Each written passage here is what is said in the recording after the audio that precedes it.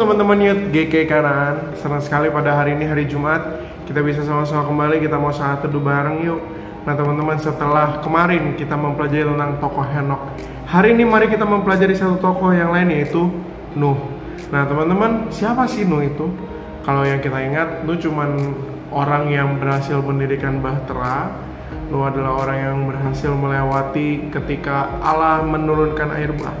Tapi teman-teman, terkadang kita lupa ada satu poin penting yang dicatat oleh kitab Kejadian yang kita tidak perhatikan. Dan itulah sebabnya hari ini kita mau belajar tokoh Nuh, bagaimana kita terus bersikap benar dan tidak bercela, menjadi anak-anak Tuhan yang bersikap benar dan tidak bercela. Mari kita buka Alkitab kita dari Kejadian pasal yang ke-6 ayat yang ke-9. Jika sudah mendapatkannya, Koko akan membacakan untuk kita semua. Kejadian 6 ayat yang ke-9. Inilah riwayat Nuh. Nuh adalah seorang yang benar dan tidak bercela di antara orang-orang sezamannya. Dan Nuh itu hidup bergaul dengan Allah. Nah teman-teman, apa yang dicatatkan di dalam ayat 9 ini sesungguhnya seperti sebuah jembatan. Jembatan dari ayat 1 hingga ayat yang ke-8 yang berbicara bahwa zaman itu adalah zaman betul-betul orang itu hobinya bikin dosa. Orang itu hobinya adalah pergi menjauh dari Tuhan. Orang itu hobinya adalah mereka pergi lari dari relasi mereka dengan Tuhan. Tetapi di tengah-tengah kondisi zaman yang seperti itu, ada satu orang yang bernama Nuh yang dicatat. Nuh ini hidup yang benar. Dia tidak bercela, tidak seperti orang-orang sezamannya. Nah teman-teman, sesungguhnya bukankah kita juga berada di tengah-tengah dunia yang semakin tidak mengenal Tuhan, bukan?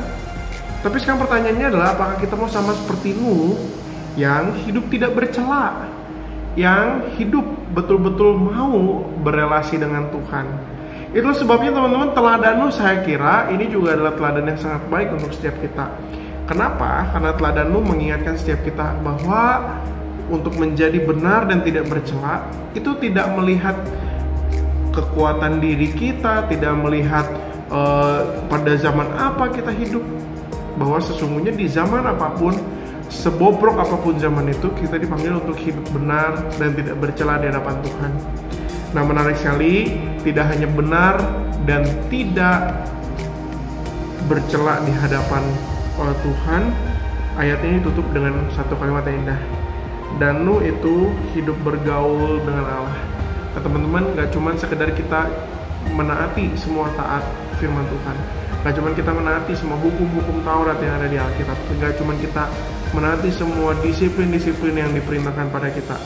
Sesungguhnya ada hal yang lebih penting, yaitu hidup bergaul dengan Allah. Dan itulah sebabnya saat teduh hari ini juga merupakan sebuah undangan bagi setiap kita untuk kita juga mau terus membangun relasi kita hidup bergaul sama Tuhan. Semakin hari semakin dekat, semakin hari semakin melekat, semakin hari semakin mengenal Tuhan. Itulah sebabnya mari kita sama-sama belajar.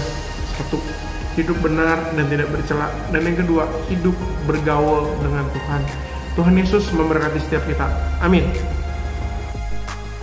Hai semuanya, kita sebagai anak muda Kristen dipanggil untuk ayo bangun relasimu yang semakin dekat lagi dengan Tuhan. Ayo kita sama-sama bergaul dan mengenal Tuhan lebih dalam lagi.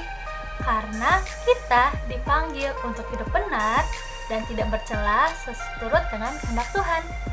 Nah, untuk saat teduh hari ini, aku mau ngajak teman-teman kita bersatu dalam doa ya.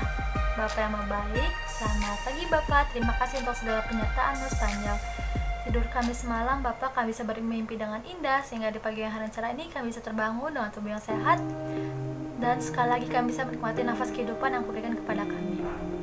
Bapak, terima kasih untuk satu teduh yang begitu indah yang telah kami dengar hari ini. Bapak, biar amal satu teduh hari ini Bapak bisa tertanam, bertumbuh dan berbuah dalam setiap kehidupan kami ya Bapak. Biarlah juga Bapak amal satu teduh hari ini bisa semakin banyak lagi jiwa-jiwa yang semakin percaya, semakin ingin mengenal Engkau lebih dalam lagi.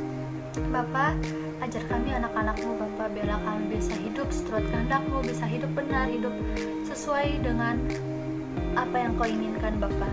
Bapak, sebentar kami akan mengakhiri satu doa hari ini dan kami akan melanjutkan aktivitas kami seperti biasa.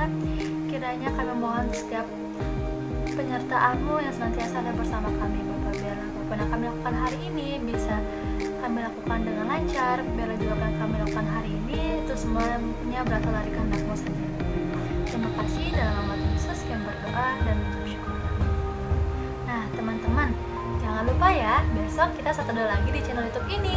Dan jangan lupa juga untuk share materi satu doa hari ini ke banyak orang, biar semakin banyak lagi jiwa-jiwa yang terberkati melalui satu doa hari kita hari ini. Nah, bagi teman yang punya pergumulan atau pertanyaan, boleh yuk DM ke Instagram YKK Kanaan. Dan jangan lupa juga untuk dengerin podcast kita di Spotify. Nah, teman-teman, hari Sabtu kita ada puasa. Jangan lupa join ya. Nah, nanti puasa kita akan ditutup dengan Zoom Fellowship seperti biasa di jam 7 malam. So, have a blessed day. Tuhan Yesus memberkati.